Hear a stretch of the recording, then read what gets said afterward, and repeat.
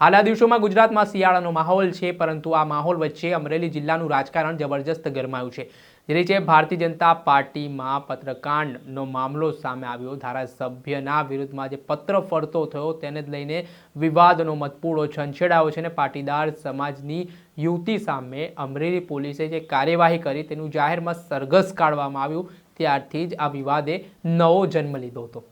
આ ઘટનાને લઈને સતત વિરોધ વિપક્ષ દ્વારા કરવામાં આવી રહ્યો છે. પાટીદાર સમાજના અગ્રણીઓ પણ વિરોધ નોંધાવી રહ્યા છે અને એડવોકેટ આનંદ યાજ્ઞિક પણ પાટીદાર સમાજની યુવતી પાયલ ગોટીના સમર્થનમાં મેદાને આવ્યા છે. તેઓ પોતે આ કેસને લઈને રજૂઆત કરવા માટે જોવા મળી રહ્યા છે. ત્યારે આજે એડવોકેટ આનંદ યાજ્ઞિક છે તે ગુજરાતના પોલીસ વડા વિકાસ સહાયની કચેરીએ પીડિત પાયલ ગોટીને સાથે રાખીને રજૂઆત કરવા માટે પહોંચ્યા હતા. જે દરમિયાન તેમણે ગુજરાતના પોલીસ વડા વિકાસ સહાયને મળીને શું રજૂઆત કરી છે, પત્રકારો સાથે વાતચીત કરી, તેમણે કયા કયા મુદ્દાઓને લઈને વાત કરી છે અને ખાસ તેમણે ગુજરાતના ગૃહ રાજ્યમંત્રી હર્ષ સંઘવીના તપાસની માંગ કરતા મામલો ગરમાયો છે. શું કહી રહ્યા છે એડવોકેટ આનંદ યાજ્ઞિક તે સાંભળી લો. થોડું નીચે રાખો જીગાભાઈ. આપ જાણો છો થોડું નીચે કે અમરેલી જિલ્લામાં અમરેલી ખાતે આ દીકરી પાયલ ગોટીની સાથે અને અન્ય 3 આરોપીઓની સાથે પોલીસે જે કસ્ટડીમાં અત્યાચાર કર્યા છે તેને વિશે આપ લોગ અને ખાસ કરીને મીડિયા એને નિરંતર અને નિયમિતપણે એ પ્રશ્નને કવર કરતા રહ્યા છે. પાયલ જે અત્યારે આપ સમક્ષ મારી સાથે ઊભી છે તેનું કહેવાનું એ છે કે એક તો મને 12 વાગે રાત્રે મારા ઘરેથી અમરેલીથી 8 કિલોમીટર દૂર વિઠ્ઠલનગર ગામમાં પોલીસે મને ઉપાડી. એટલે સૂર્યાસ્ત અને સૂર્યોદયની વચ્ચે બહુ રીઢા ગુના ના હોય અથવા તો બહુ મોટા ના હોય કે જેમાં વ્યક્તિને ખુલ્લો રાખીએ તો સમાજને નુકસાન થાય એવું હોય, એ સિવાય સૂર્યાસ્તથી સૂર્યોદયની વચ્ચે આ દીકરીને પોલીસ પકડીને એલસીબી અમરેલી ખાતે લઈ ગઈ તે પહેલો ગુનો. બીજું કે એની સામે તહોમત પુરવાર થાય તેની પહેલા એસપી સંજય કોરાટની ઓફિસમાં પ્રેસ કોન્ફરન્સ કરી અને દીકરી પાયલ ગોટીને અને 3 આરોપીઓને અન્ય પોલીસ અધિકારીઓ અને કર્મચારીઓની વચ્ચે ઊભા રાખ્યા અને એવું પ્રદર્શન કર્યું કે આ લોકો જાણે રીઢા ગુનેગાર છે ને એ લોકોએ તો કઈ શું કરી નાખ્યું છે. આ લોકો ડ્રગ પેડલર નથી, આ લોકો આતંકવાદી નથી, આ લોકો કઈ મોટા બુટલેગર નથી અને આ લોકો એને ગુના નથી કર્યા. એક પણ ગુનો આ લોકોના નામે નોંધાયો નથી. પ્રેસ કોન્ફરન્સમાં ગુનો પુરવાર થાય તેની પહેલા એસપી સંજય કોરાટની ઓફિસમાં આ લોકોને આઈડેન્ટિટી ડિસ્ક્લોઝ કરવી એ પણ બીજો ગુનો પોલીસે કર્યો છે. કારણ કે આ રીતે તહોમતદારોને ગુનો પુરવાર થાય તેની પહેલા લોક સમક્ષ, છાપા સમક્ષ અને મીડિયા સમક્ષ મૂકવા તે તેમની આબરૂ લૂંટવા સમૂહ છે. ત્યારબાદ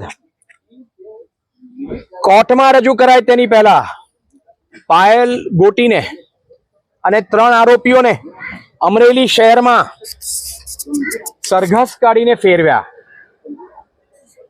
આ સરઘસમાં એમની સાથે ફક્ત પોલીસ નથી પણ અમરેલીના ધારાસભ્ય ભાજપના અને ઉપદંડક, શું નામ એમનું, કૌશિકભાઈ વેકરિયા, એમના અંગત સચિવ અને એમના ખાસ મિત્રો આ વરઘોડામાં સાથે હતા અને આસપાસ લોકો સાથે વાત કરતા એવું પ્રસ્થાપિત કરવા માંગતા હતા કે આ વરઘોડો આ કથિત આરોપીઓનો અમે કાઢ્યો છે. એનો અર્થ એ કે અમરેલીનો ધારાસભ્ય કૌશિક વેકરિયા એ ભલે પ્રત્યક્ષ રૂપે હાજર નહોતો પણ અપ્રત્યક્ષ રૂપે હાજર હતો અને પોલીસે ધારાસભ્ય દ્વારા પોતાનો ઉપયોગ કરાવડાવ્યો અને આ દેશની રક્ષકની જગ્યાએ પોલીસ ભાડુતી સૈનિક થઈ ગઈ. એ એમનો ત્રીજો ગુનો અને એમને વાંધો છે એની ફરિયાદ કરી.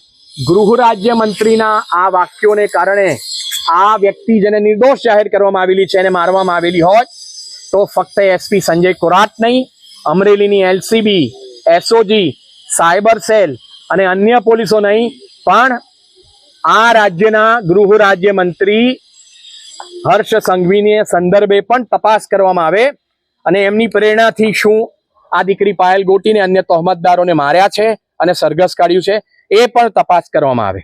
એસપી પોતે જવાબદાર છે એટલે એસઆઈટીમાં અમે ના પાડી અને આજે અમે રિક્વેસ્ટ કરી કે કોઈ બાહોશ સ્ત્રી આઈજી કક્ષાની આઈપીએસ ઓફિસરને નિમવામાં આવે. હતા એડવોકેટ આનંદ યાજ્ઞિક. તેમણે કહ્યું છે પહેલો મુદ્દો તો જે રીતે પાયલ ગોટી આરોપ કરી રહ્યા છે કે અડધી રાત્રિએ પોલીસ દ્વારા તેમની ધરપકડ કરવામાં આવી, તેમને પોલીસ સ્ટેશન ખાતે લઈ જવામાં આવ્યું, જે કે કાયદામાં જોગવાઈ છે કે સૂર્યાસ્ત પછી કોઈ પણ મહિલાની ધરપકડ પોલીસ કરી શકતી નથી. પણ જે રીતે પોલીસ ઉપર ગંભીર આરોપ લાગી રહ્યા છે કે રાત્રે 12 વાગ્યાની આસપાસ આ ધરપકડ થઈ છે, તે પ્રકારની વાતને લઈને તેમણે રજૂઆત કરી. બીજો પ્રશ્ન કે હાલ પાયલ ગોટી ઉપર આરોપ લાગ્યા છે, તેને આરોપી બનાવવામાં આવ્યા છે, તેના પર કોઈ ગુનો સાબિત થયો નથી, છતાંય કોર્ટમાં પ્રોડ્યુસ કરવાના પહેલા અમરેલી પોલીસ દ્વારા યુવતીનું જાહેરમાં સરઘસ કાઢવામાં આવ્યું, તે મામલે પણ કાર્યવાહી થાય.